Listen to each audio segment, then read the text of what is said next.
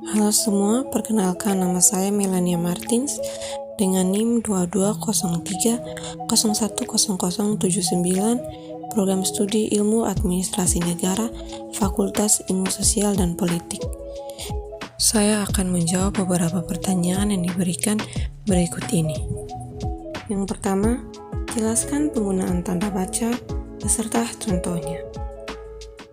Yang pertama, tanda baca titik.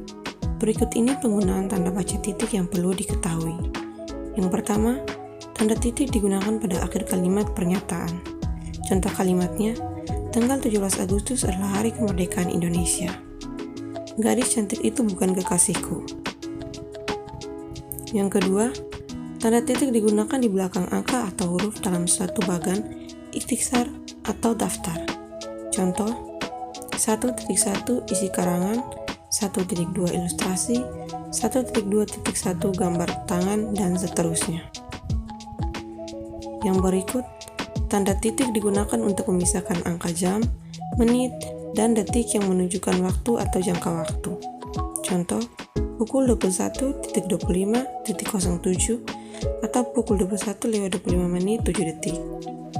Yang keempat, tanda titik digunakan dalam daftar pustaka di antara nama penulis, tahun, judul tulisan yang tidak berakhiran dengan tanda tanya atau tanda seru, dan tempat terbit.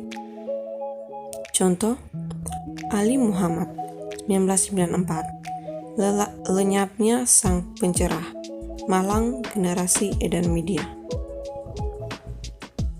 Yang kelima, tanda titik digunakan untuk memisahkan bilangan ribuan atau kelipatan yang menunjukkan jumlah.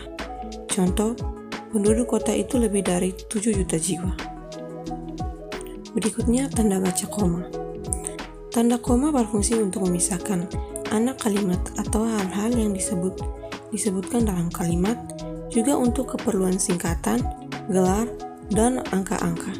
Contoh, jika kamu bukan hewan, jin, atau setan, maka dengarkan apa yang gurumu katakan.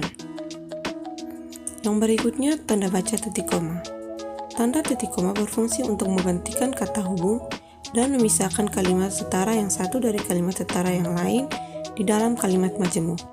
Contoh, hari sudah malam, anak-anak masih membaca buku. Yang berikut, tanda baca titik dua.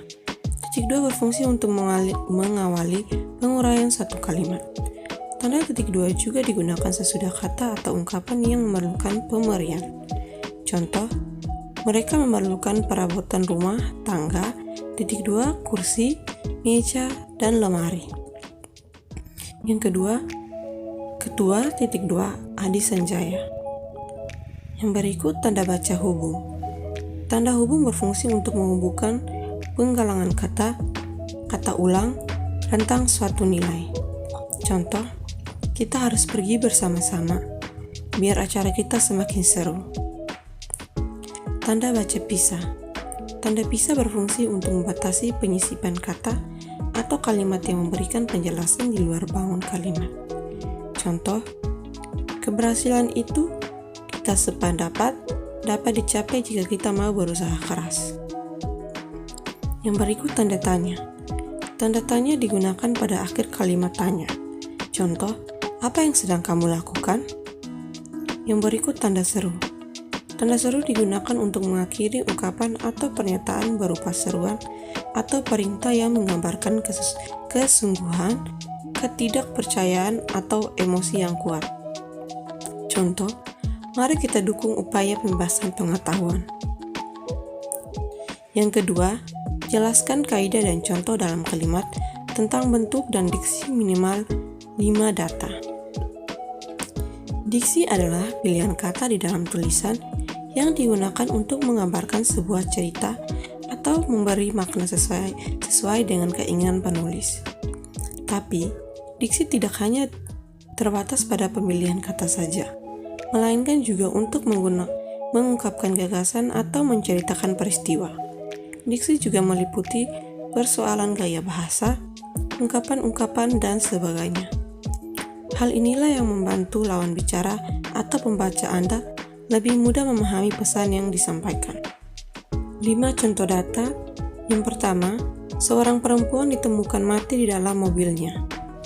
Ini bentuk ungkapan diksi yang salah, karena kata mati lebih tepat untuk binatang, atau baiknya diganti dengan kata wafat atau meninggal. Perbaikannya, seorang perempuan ditemukan meninggal di dalam mobilnya. Yang kedua, kenapa kamu selalu mengacukan janji dengan kami? Kalimat ini seperti tidak enak untuk didengarkan. Daripada memilih kata mengacukan, kalian bisa menggunakan kata mengabaikan. Perbaikan, kenapa kamu selalu mengabaikan janji dengan kami? Yang ketiga, pelaku pengerusakan itu sudah diamankan polisi. Pengerusakan akan lebih baik jika diganti menggunakan kata perusakan. Perbaikannya, pelaku perusakan itu sudah diamankan polisi. Yang keempat, bunga itu sangat enak dilihat saat pagi hari.